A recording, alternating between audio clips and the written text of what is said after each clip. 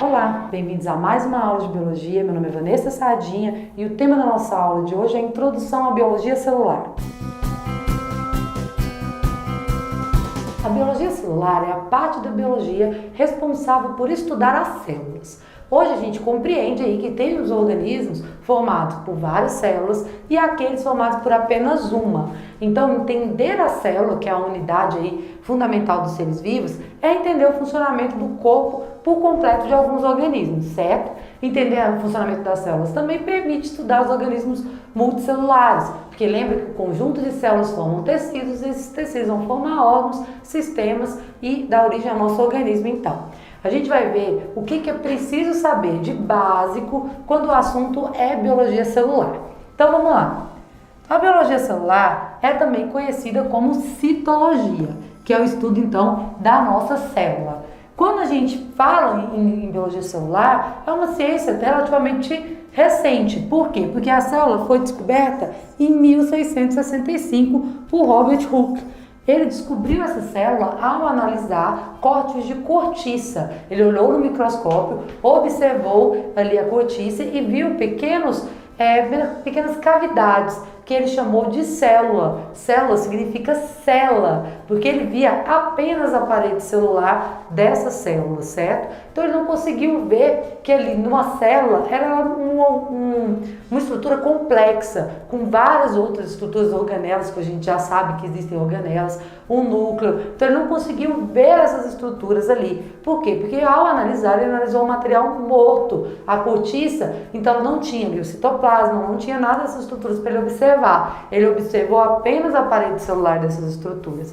Por isso que ficou conhecido como célula, que seria então só uma célula mesmo, uma cavidadezinha, certo? Após a descoberta da célula, vários estudos foram feitos para observar ali aquela unidade, para ver como que era aquela estrutura, qual a finalidade daquela estrutura e se todos os organismos eram formados ou não por célula, certo? Depois de vários estudos a respeito da célula, a gente tem o surgimento da chamada teoria celular, com a colaboração de vários autores aqui.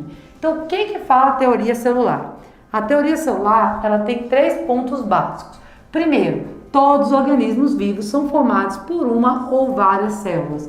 Então, por uma ou várias células. Aí a gente já tem um pequeno problema. Lembre-se dos vírus. Os vírus, eles são organismos acelulares. Então, eles não têm célula. Então, eles seriam ou não um ser vivo? Aí muito se discute. Então, alguns cientistas acreditam que eles são sim seres vivos, porque ao entrar dentro de uma célula, eles conseguem estabelecer um metabolismo ali, controlar o funcionamento daquela célula. E outros dizem que não. Por quê? Porque eles têm essa ausência de célula e no meio eles estão ali inertes, sem ter um metabolismo, certo? Então, de acordo com a teoria celular, todos os seres vivos são formados por uma ou mais células, certo? Com exceção, então, aí dos vírus. As células são as unidades funcionais dos seres vivos. Como assim as unidades funcionais? Ela é a menor parte viva. Ali dentro dela ocorrem diversas reações químicas necessárias para o funcionamento do corpo. Então é por isso que a gente fala que é uma unidade funcional, a menor unidade funcional. Além disso, outra característica importante é que uma célula somente se origina de outra pré-existente. Então uma célula não surge do nada. Ela não vai surgir ao acaso aí, ela vai surgir de outra célula. Isso aqui mostra um conceito básico, que é o de divisão celular. Então a gente tem 2 tipos aí de divisão celular. A célula pode sofrer mitose ou meiose. Mitose, ela vai dar origem a 2 células, né? A divisão vai proporcionar o surgimento de 2 células com o mesmo número de cromossomos ali. Já a meiose, ela vai dar origem a 4 células com metade do número de cromossomos. A meiose, então, ela é importante na formação de gametas. Por quê? Porque vai dividir o material cromossômico na metade, então a gente vai ter metade dos cromossomos e esses gametas, no momento da fecundação, eles se fundem, não é mesmo? Então, retoma o número de cromossomos daquela determinada espécie. Então, esse conceito aqui, quando a gente fala que uma célula só se origina de outra, então a gente está falando do quê? Do processo de divisão celular. Então, a teoria celular é básica para quando a gente vai estudar a citologia, então, ou a biologia celular. A gente tem que saber que todo organismo é formado por célula, que eles são as unidades funcionais, que as células são as unidades funcionais dos seres vivos e que uma célula surge a partir de divisão celular, certo? Quando a gente fala em célula, a gente tem algumas estruturas básicas. É comum a gente ouvir falar que toda célula é formada por membrana, citoplasma e núcleo, certo? Isso a gente sempre ouve falar aí no ensino fundamental, no ensino médio. Entretanto, a gente tem que estar ciente que o mais certo não é falar que uma célula é formada por membrana, citoplasma e núcleo. Por quê? Porque nem toda célula, por exemplo, tem o núcleo. O núcleo não é uma unidade ali, uma estrutura formada, envolvida por um envelope nuclear e ali dentro tem um material genético. Isso está ausente nas células procariontes, por exemplo. Então, a célula das bactérias, ela não vai possuir um núcleo definido. Então, a gente não pode falar que toda célula tem membrana, citoplasma e núcleo. O mais correto é falar que tem membrana, citoplasma e o material genético. E este material genético pode estar ali formando o núcleo, ou envolto ali para aquela membrana nuclear, ou então disperso no citoplasma, como é o caso das bactérias, correto? Já que a gente já está falando de núcleo, vamos falar logo dessa estrutura. Essa estrutura aqui, ela vai conter então o que? Ela vai conter o material genético. Ela é formada, ela é envolvida ali pelo envoltório nuclear. Esse envoltório, ele é cheio de poros, a gente pode ver aqui na gravura. Então, ele é cheio de porozinhos. Esses poros vão permitir ali a troca também de substâncias. Além disso, aqui no núcleo a gente vai ter a região do nucleolo. Ali no nucleolo é onde vai ser formadas as estruturas que vão formar os ribossomos. Os ribossomos a gente vai ver agora, é uma estrutura encontrada no citoplasma relacionada com a síntese de proteínas. Nós vamos falar dele agora. Então, além dessa região onde vai ser formado as estruturas do ribossomo, a gente tem o material genético ali que vai estar normalmente ali no processo formado disposto em cromossomos. O que é o cromossomo? É um material genético espiralado ali, bastante condensado. Ele é visto principalmente no momento da divisão celular.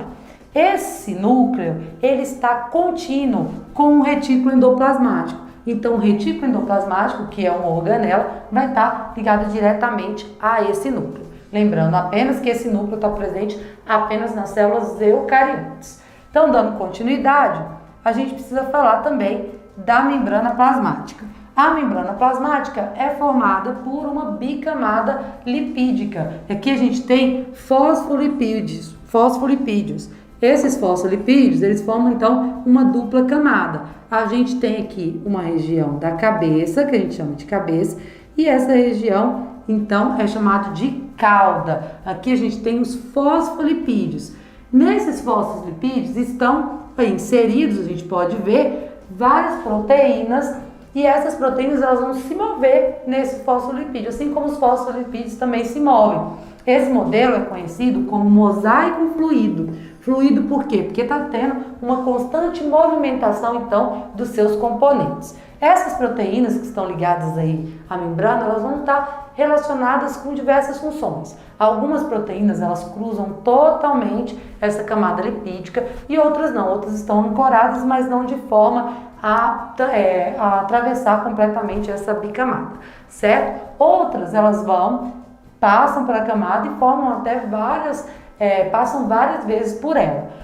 Essas proteínas, elas podem estar relacionadas com o transporte de substâncias através da membrana. Algumas substâncias conseguem se difundir facilmente pela membrana, outras não, outras passam. Aqui, por exemplo, a gente vê uma proteína canal, onde ela permite a passagem de algumas substâncias, certo? Tem algumas proteínas que vão ter ali ligações específicas com determinadas substâncias, garantindo então a entrada e saída delas da célula. A gente precisa falar que a membrana plasmática, a função dela é controlar o que entra e o que sai da célula, certo? Então, água não vai entrar, oxigênio a gente sabe que vai entrar, glicose vai entrar, mas eles vão todos entrar de maneira descontrolada. Então, tem um controle do que entra e o que sai. E esse controle é feito pela membrana plasmática, certo? Então, vamos lá.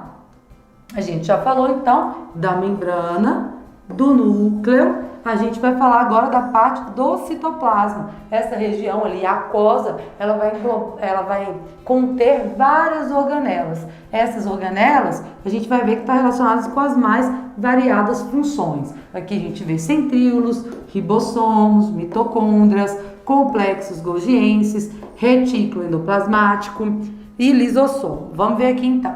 Aqui a gente vai falar um pouco a respeito de cada uma dessas organelas. O núcleo também ele é considerado uma organela, uma vez que ele é envolvido ali por membrana e está na região do citoplasma, certo? A primeira aqui que a gente vai falar é o centríolo. O centríolo está representado aqui no desenho. Esse centríolo ele está relacionado com o processo de divisão celular, certo? Além disso, a gente tem aqui cloroplastos ou os plastos de uma maneira geral. São estruturas típicas da célula vegetal. O cloroplasto, como a gente colocou aqui, esse tipo específico de plasto, ele está relacionado com o processo de fotossíntese. Quando a gente fala do complexo golgiense, a gente está falando de uma estrutura, então, está aqui representada, ó, relacionada com processos como modificação de proteínas e também com o processo de secreção celular. Os lisossomos, eles realizam o processo de digestão intracelular. Então, ele pode ali, alguma partícula foi englobada pela célula no processo de fagocitose, por exemplo, no lisossomo ela vai ser destruída. Ele vai lançar enzimas ali, ele joga enzimas no vácuo que se forma e ali ocorre o processo de digestão. As mitocôndrias são organelas relacionadas com o processo de respiração celular. É ela responsável, então, pela produção de energia na célula. A gente tem também o peroxissomo. O peroxissomo não está representado ali, ele está relacionado com a oxidação de ácidos graxos. O retículo endoplasmático ele pode ser de dois tipos, liso ou então rugoso. O rugoso, ele diz respeito ao retículo que está associado a ribossomos. Então, vai ter ribossomos grudados na membrana dessa organela. Então, ele está relacionado também com essa outra organela que é o ribossomo. O liso não tem nada associado, então, na membrana. O retículo endoplasmático liso, dentre as suas funções, a gente pode destacar a degradação de algumas substâncias tóxicas, certo? Enquanto o retículo endoplasmático rugoso, por estar associado com os ribossomos, a gente já pode aí concluir que ele tem relação com síntese de algumas proteínas também, certo? O ribossomo, como a gente já falou, ele está relacionado então com síntese de proteínas. Ele que vai ler lá o RNA, vai ser o local onde o RNA vai ser lido e vai ser formado então as proteínas. E a gente tem ainda o vacúolo. O vacúolo não está ali representado, mas o vacúolo ele pode ser encontrado em diferentes tipos de célula. Existem diferentes tipos de vacúolo. Vacúolos formados no processo de digestão, por exemplo, vacúolos digestivos, como a gente falou, quando engloba alguma partícula e ali ocorre o processo de digestão. E a gente tem também o vacúolo de suco celular, que é um vacúolo típico da célula vegetal, que está relacionado com o controle osmótico, certo? Então a gente viu aí algumas características básicas de uma célula que nos permite então realizar o estudo da biologia celular. Quando a gente faz esse estudo da biologia celular, então, a gente tem que estar ciente que vários processos ocorrem dentro da célula e que essas células diferenciam de um organismo para outro, certo? Que a maioria dos organismos são formados por células e essas células são as unidades ali, funcionais desses seres vivos. Só para a gente não esquecer, uma célula básica ela é formada por membrana plasmática, um citoplasma onde vai conter organelas e um núcleo, certo? Isso numa célula eucarionte. Numa célula procarionte não vai haver a presença de núcleo, então a gente vai ter uma membrana plasmática, um citoplasma que não vai conter esse tipo de organela membranosa, apenas ribossomos são encontrados na célula procarionte e o material genético vai estar lá disperso nesse citoplasma. Então essa foi a nossa aula de hoje, espero que tenham gostado e não se esqueçam de curtir, compartilhar e se inscrever no nosso canal. Qualquer dúvida é só acessar os links que estão na descrição do nosso vídeo. Até a próxima!